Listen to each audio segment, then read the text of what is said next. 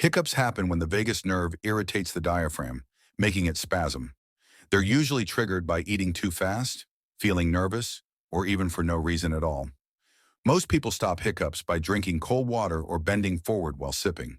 But did you know a doctor won an Ig Nobel Prize for discovering that rectal massage can stop stubborn hiccups? Sounds bizarre, but it actually worked for a man who had hiccups for 3 days straight.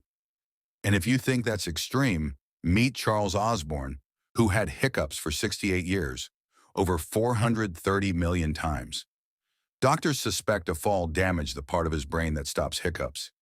Hiccups are usually harmless, but if they last too long, you might need to get creative. Thank you for watching.